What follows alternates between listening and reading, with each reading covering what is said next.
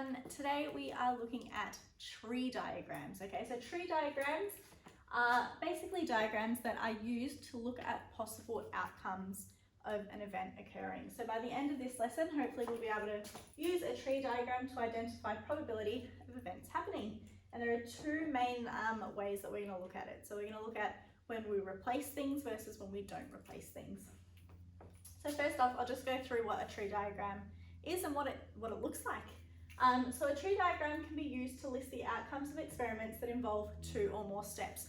So I could have a coin, and that coin is going to be flipped 3 times. Now we know that when we flip a coin, there are only 2 possible outcomes that we can have. We can either have heads or we can have tails. So the way that we describe it is we say, my first flip, I can either have a heads or a tails. But I am flipping this coin 3 times. So say on my first attempt, I get a heads, okay? The chance of me getting a heads or a tails again is 50-50. So I can either get a head or a tail, okay? If I flipped a tail the first time, the second time, that probability doesn't change. I can still get a head or a tail. And then I'm flipping it a 3rd time. So again, if I get head the first time, head the second time, I still have an equally likely chance of getting head or tail.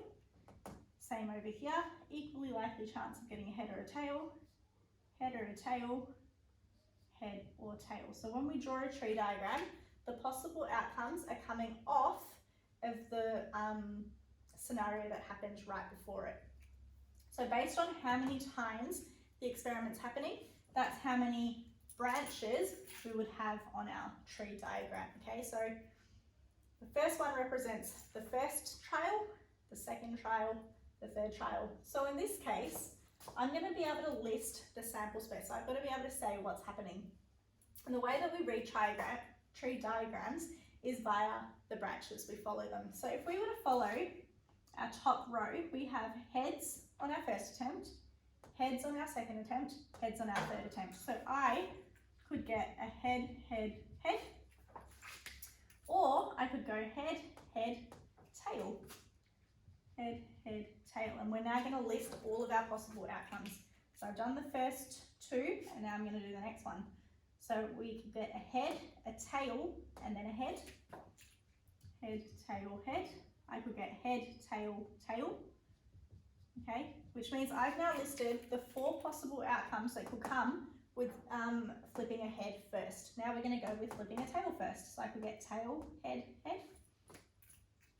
Tail, head, head. I could get tail, head, tail. Tail, head, tail. I could get tail, tail, head. Tail, tail, head. And I could get tail, tail, tail of my 3 flips of that coin. So what I've done is, using this tree diagram, I've been able to list my sample space, okay? So listing my sample space, I've written all of my possible outcomes that I could get from flipping my coin 3 times. How many outcomes are there? There are 1, 2, 3, 4, 5, 6, 7, 8 outcomes. So 8 outcomes from flipping my coin 3 times. Next question is asking us to find the probability of flipping a head, tail, tail. So we're going to look at our sample space, and we're going to look at how many head, tail, tails I have. Head, tail, tail, I've only got 1 of them, okay? So to figure that out, we've got 1 out of all of our possible outcomes, which are 8, so our answer is 1 over 8. The next one's asking us to find the probability of choosing 2 heads. So we're going to look through our list of outcomes and see how many of them have 2 heads. So this one's got 3, this one's got 2, 2, 1, 2, 1, 1. And 0. So we've got 3 possibilities here that have 2 heads in them. So 3 out of our 8 possibilities. Okay, so this is a question that is quite usual for when you're asked to draw a tree diagram for something. Another possible question that we could get is as such.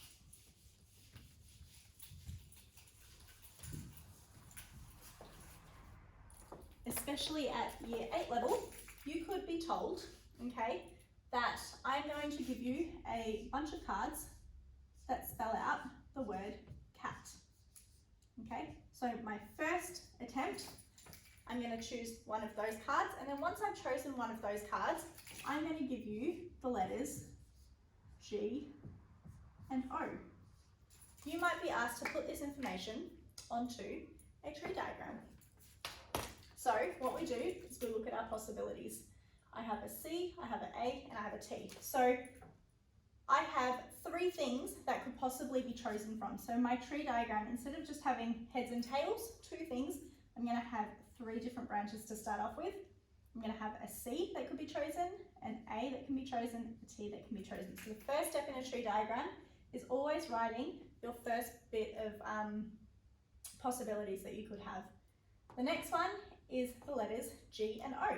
So if I pick a C first, the next letter I pick could be a G or it could be an O. If I pick an A first, the letters that I could choose are a G or an O. If I pick a T first, the letters that I could pick next are G and O. Okay, so if you're getting a question like this, this is how you would identify this. So in terms of listing the sample space for this, we would follow it the same way. So my first possibility, I could get a C and then a G. My next possibility, I could get a C and then an O. Okay, my next possibility, an A and then a G. A and then an O. And then a T, G, or a T, O. Okay, so you could get questions once you've listed your sample space to find the probability of getting any of those. So I could say, what is the possibility of getting an O? All right, in my selection. So I see how many of them have O's. 1, 2, 3. That would be 3 out of however many outcomes I have, which is 6. So 3 out of 6, which is a half. So I have half a chance of getting an O in my chosen letters. Okay, you could be asked any variation of that. On to another example. Okay, I'm going to tell you that I have a jar. Okay, and in that jar, I have one red marble, one green marble, and one blue marble. So straight away, I am talking about 3 possible things that I could have. So in my tree diagram, I would draw those 3 things. So we're going to use R to represent red, green to represent G to represent green, and B to represent blue. And I'm going to say that I'm going to take my marble out of my jar, look at what color it is, and then put it back in my jar. Because I'm putting it back into the jar to be chosen again, we call that with replacement. Okay, so I'm looking at what color I got and then I'm putting it back in the jar so that there's still an equal chance of getting all of those 3, like any of those 3 marbles. So in this one, we're going to say that we're going to do this experiment 3 times. Okay, so I'm going to take out a marble, look at it, put it back, take out a marble, look at it, put it back, take out a marble, look at it, put it back. Okay, so I'm going to have 3 sections to my tree diagram. So here, if I pick out a red, great, I've noted that it's red, I put it back, I still have a chance of getting either of those 3 colors. So when I draw my tree diagram, it's going to be red, green, blue again, and here as well, red, green, and blue. And this is where it can start to get a bit messy, but that's okay. Red, green, and blue. All right, that's my second time picking and choosing, and then I could get a 3rd time of picking and choosing. So on each letter again, you're going to have the same options: red, green, blue, red, green, blue,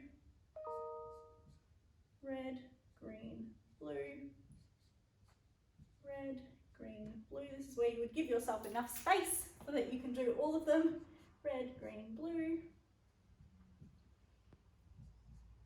red, green, blue, red, green, blue, red, green, blue. It almost becomes a song. Red, green, blue. And this is now the confusing part where you have to write down your sample space. So obviously it would have been a lot easier if we'd just done 2 attempts. Because we've done 3, our sample space is going to be a lot greater. So we're going to write down all our possible outcomes. So I've got RRR, which is red, red, red. I've got, saying one letter and then writing another. And then I've got RRG, RRG, and then I've got RRB, RRB, and then I've got RGR, RGR, RGG, RGB, and then RB, RB, G, and R, B, B. So I've done all of the ones for red. I would then repeat it and do all of the ones for G, and then repeat it and do all of the ones for B. So my sample space would end up being 1, 2, 3, 4, 5, 6, 7, 8, 9, 9, and 9, which is 27 possible outcomes. And then you could be asked questions like, what is the probability of me getting 2 R's in my selection? And you would have to count how many of them have 2 R's in them. Without replacement works a little bit differently when we're creating our tree diagram. So here I'm saying in a jar I have still a red, green and blue marble, but once I've taken my marble out, I don't get to choose that marble again. So the first time it would be red, green and blue, okay? But if I've taken out a red marble, the only ones that are left are green and blue to choose from. So here I would only have 2 possibilities left. My green marble, if I take it out, the only possibilities left are red and blue. Okay, and if I take out a blue marble, the only possibilities left are red and green. So the way that these ones work are without replacement. We're not putting the marble back in, so therefore when we're drawing our tree diagram on our second layer, we do not include that. And again, I could do a third pick, all right, and the third time I pick it, if I pick R and G, there's no longer R or G there, so that means my third outcome is just going to be a B. Here, my third outcome is just going to be a G, B, an R, a G, and a red. Okay, usually for these kind of questions though, they'll leave it at the 2 mark. So you would say RG, RB, GR, GB, BR, BG as your outcomes. So the main thing that I wanted you to get out of this was being able to structure a tree diagram and list the possible outcomes, okay? So if it's with replacement, remembering that you can repeat the same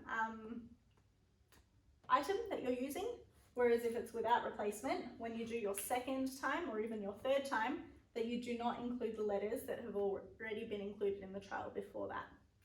Hopefully that makes sense. If you could give this video a thumbs up, that'd be great, and leave a comment below with how you went. Thank you, bye.